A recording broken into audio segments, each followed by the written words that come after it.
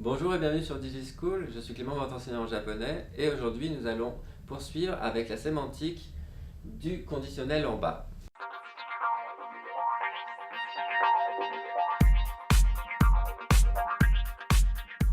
Alors dans un premier temps, si vous n'avez pas consulté la précédente vidéo, je vous invite à consulter la vidéo sur la construction du conditionnel en bas avant d'aborder sa sémantique. Alors tout d'abord, pour tenter de faciliter son apprentissage, nous avons classé ce conditionnel en 6 utilisations possibles. Alors il y a 6 façons d'utiliser le conditionnel en bas. Notons cependant, toutefois, que la première utilisation, celle que nous allons voir en premier, demeure largement majoritaire par rapport aux autres, et donc les autres, qui sont donc remplaçables par d'autres formes que nous allons mettre entre parenthèses. Alors, pour la premier sens de l'utilisation du conditionnel en bas, ça sera pour décrire une condition nécessaire. Alors j'insiste sur le fait nécessaire pour qu'un fait se produise. La première partie de la phrase utilisant un verbe en bas décrit la condition nécessaire pour qu'un événement ou un fait se produise. Je l'avais mis en gras pour bien préciser. Puisqu'il s'agit d'une condition nécessaire pour obtenir une conséquence, un fait négatif, tel qu'avoir un accident, être malade, ou vraiment quelque chose qui est vraiment négatif, apparaît donc rarement dans la proposition principale. De plus, notons que si la phrase possède le même sujet, le conditionnel en bas ne peut être utilisé si les deux verbes sont des verbes dits de volonté. Ça, c'est un niveau un peu plus complexe, mais je tiens à le préciser pour les personnes qui passent des examens, notamment le NICU. Notons cependant que l'on peut exprimer l'intention ou le souhait dans la proposition principale avec le conditionnel en bas, mais que celui-ci est limité. Nous verrons dans les exemples. En effet, la proposition de condition doit comporter des adjectifs ou des verbes d'état, tels que haru ou la forme négative. Dans ce cas, le conditionnel en tala est recommandé. Ça a l'air complexe dans un premier temps, ça va paraître un peu moins avec les exemples et d'autres vidéos sur les conditionnels et les résumés que je vous proposerai. Par exemple ici, pour la condition nécessaire qu'un fait se produise, c'est-à-dire le rôle principal du conditionnel en bas, nous avons l'exemple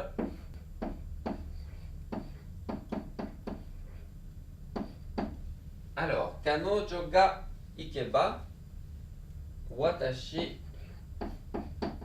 mo ikimasu. Si elle vient, je viendrai aussi, tout simplement.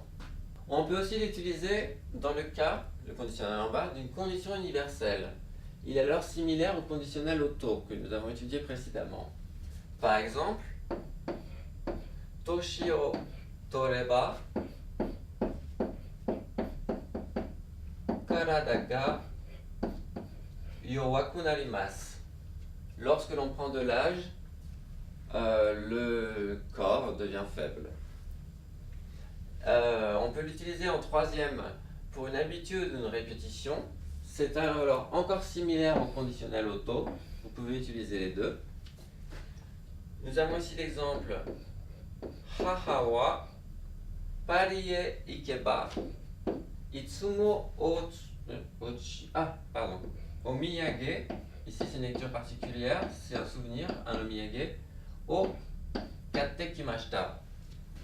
Lorsque ma mère se rendait à Paris, elle nous achetait toujours des omiyage, des cadeaux, des souvenirs. Quatrième utilisation de la forme en conditionnel en bas.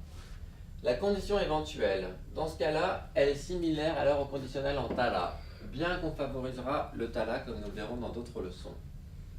Par exemple, moshi ashita ame ga furanakereba kasa ga amari uranai desho. Alors, je vous le refais parce qu'il ressemble un peu à un hara. Alors, moshi ashita, si demain, moshi fonctionne très bien avec les conditionnels.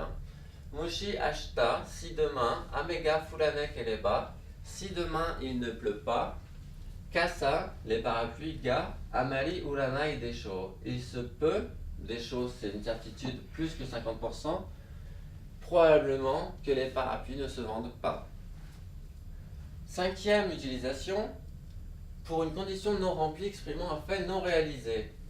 C'est similaire alors au conditionnel en tala, une fois de plus.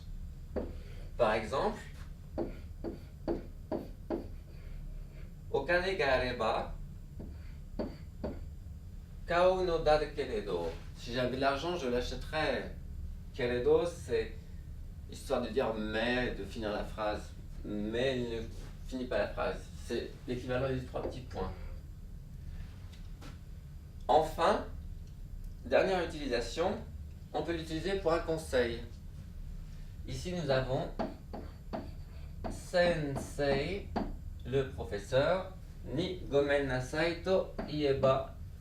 Si vous disiez pardon au professeur, c'est encore une utilisation possible du conditionnel en bas, remplaçable par tara.